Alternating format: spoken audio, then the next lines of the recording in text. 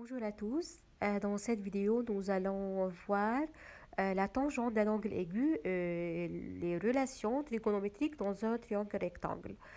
Tout d'abord, on commence par dire que le triangle est nécessairement un triangle rectangle. On a dit ça dans les vidéos précédentes. Par définition de la tangente d'un angle aigu est le nombre obtenu en divisant la mesure du côté opposé à cet angle par la mesure du côté euh, par les mesures du côté qui lui est adjacent. Alors, on a la formule tangente de l'angle est égale mesure du côté opposé par mesure du côté adjacent au même angle.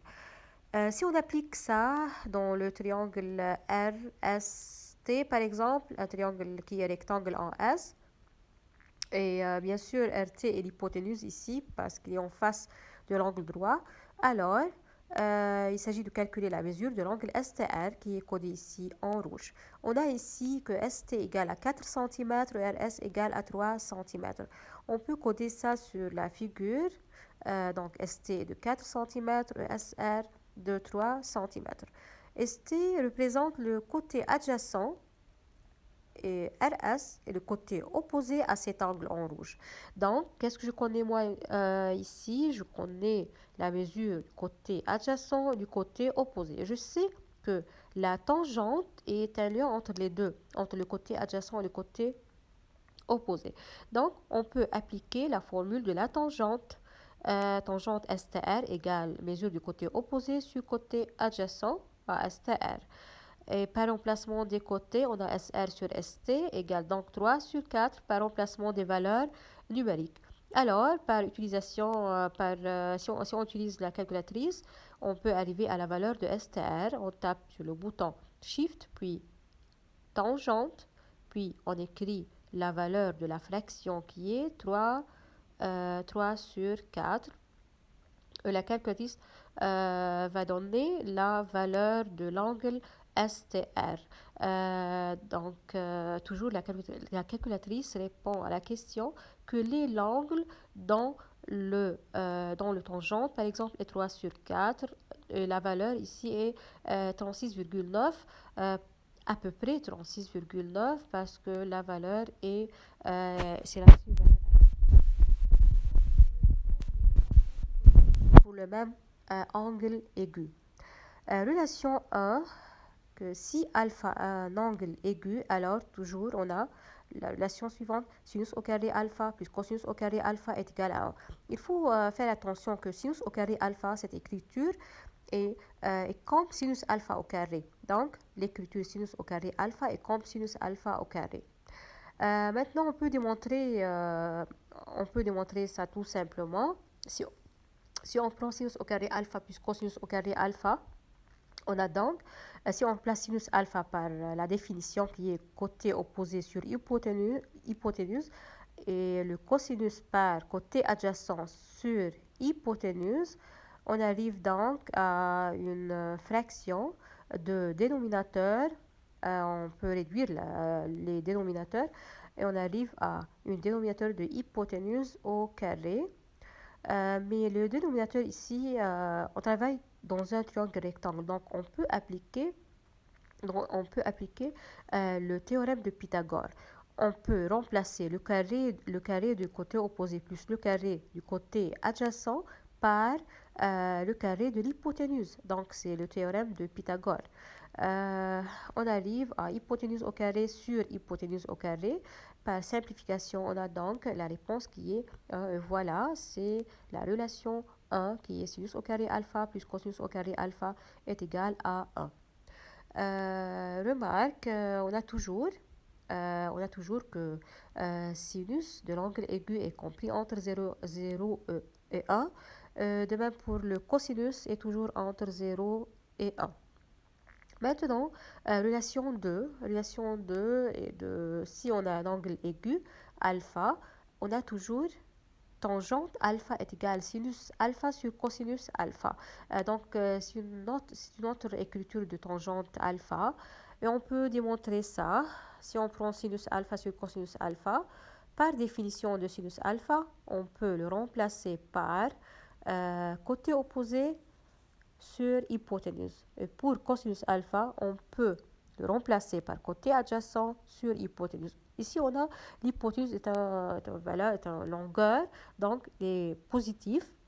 On peut simplifier donc, on arrive à côté opposé à alpha sur côté adjacent à alpha.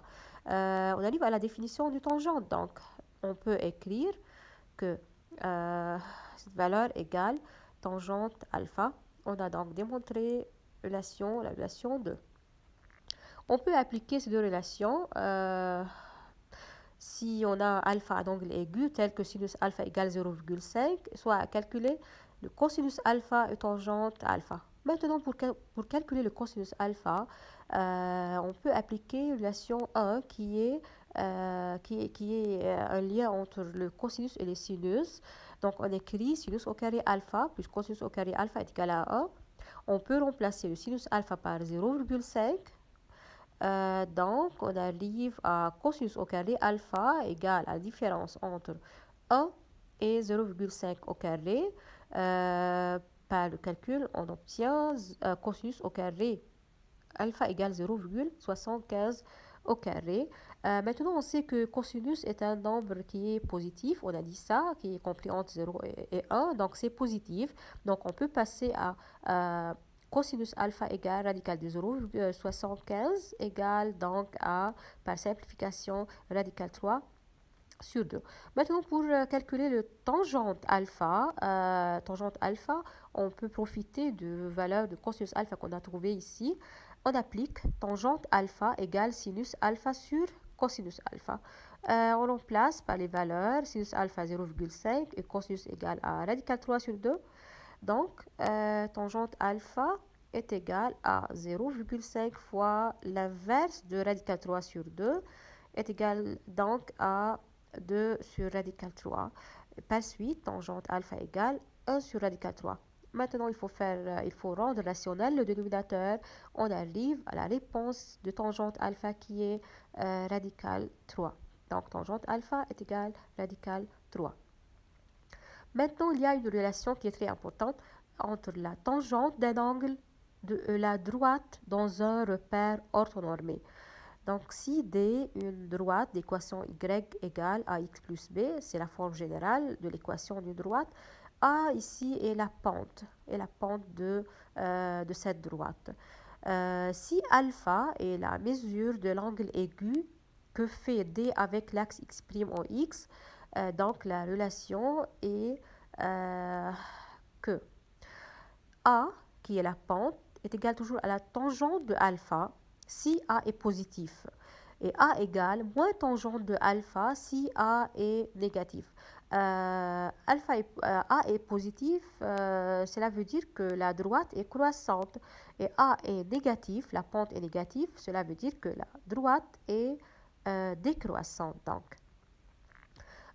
si on applique ça dans cette figure, par exemple, on a deux droites. La droite D d'équation y égale 3x plus 1. La pente donc est 3. C'est une droite qui est croissante parce que la pente est positive. Cette droite fait l'angle alpha en vert ici. Donc, elle fait la droite bêta avec l'axe x' en x. D'E' d'équation y égale moins 2x plus 1 et il a la pente moins 2 négative, donc c'est une droite décroissante. Elle fait l'angle alpha avec l'axe des abscisses x' en x. Si on applique les deux formules ici, on arrive que tangente alpha est égale à moins a.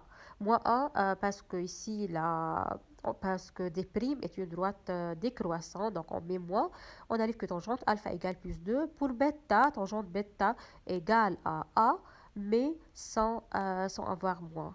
Maintenant, le tableau, il y a un tableau des angles particuliers et leurs relations trigonométriques. Alors, voici le tableau. Il y a quelques angles qui sont particuliers comme 30, 45, 60 et 90 degrés. Les valeurs ici, si on remarque, par exemple, le cosinus de 30 degrés, le sinus de 30 degrés, de 60 degrés sont les mêmes. Et de même, le sinus de 30 degrés et le cosinus de 60 degrés sont les mêmes. C'est parce que si on a deux angles qui sont complémentaires, donc 30 et 60 ici sont deux angles qui sont complémentaires. Donc toujours le cosinus de l'un. Donc, si deux angles sont complémentaires, alors le sinus de l'un est égal au cosinus de l'autre, réciproquement, comme on a vu dans ce tableau avec les angles, par exemple, 30 et 60. Et ça s'applique sur tous les angles qui sont complémentaires. Donc, c'est fini pour cette vidéo. Merci d'avoir regardé la vidéo. Au revoir.